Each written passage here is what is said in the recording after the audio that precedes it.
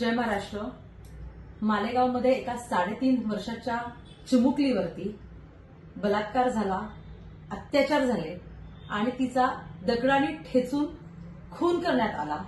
खरं बघायला गेलं तर एवढ्याशा चिमुरड्या जीवावरती आज इतका मोठा प्रसंग बितला। असं असताना सुद्धा महिला आयोगाच्या खरं बघायला गेला तर अध्यक्ष असलेल्या रुपाली चाकणकर यांना महिला आयोगाच्या अध्यक्ष न म्हणता लाली लिपस्टिक कंपनीच्या डायरेक्टरच म्हणायची वेळ येते।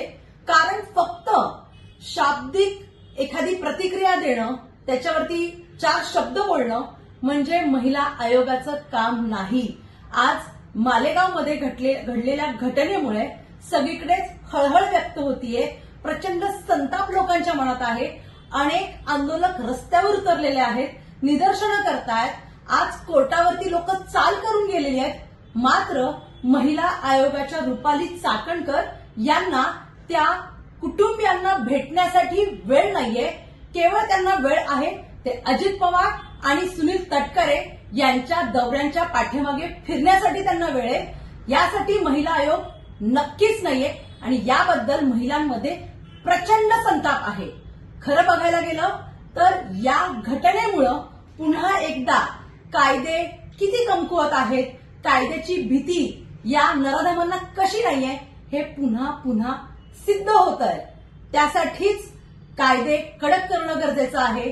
यासाठी गृहमंत्र्यांनी याबाबत निवेदन देऊन केंद्रातून कडक कायद्यांची अंमलबजावणी करणं गरजेचं आहे। बदलापूर घटनेमध्ये तातडीने त्या शिंदेचा एन्काउंटर झाला, मात्र मालेगावमध्ये का होत नाहीये हा प्रश्न आमच्यासाठी अनुत्तरित आहे। म्हणजे तुमच्या सोयीने एन्काउंटर आहेत का असं सुद्धा आता राज्यकर्त्यांना विचारण्याची वेळ आलेली आहे। आणि ही संतापजनक घटना असताना सुद्धा सर्वजण चुप्प का आहेत हाच आमचा सवाल आहे। तातडीने या नराधमावरती कडक कारवाई झाली पाहिजे। केवळ कडक कारवाई नाही तर तातडीने त्याला फाशी देणं गरजेचं आहे। त्याचे डोळे काढा, हातपाय तोडा, काय हवी ती शिक्षा द्या, मात्र जे काय करायचं आहे ते तातडीने करा। तेव्हाच लोकांपर्यंत एक विश्वास पोचेल की अशा नराधमांना सरकार तुरुंगात पोसत नाही तर तातडीनं त्यांना फासावर लटकवते। हीच अपेक्षा सर्व जनमानसांची आहे।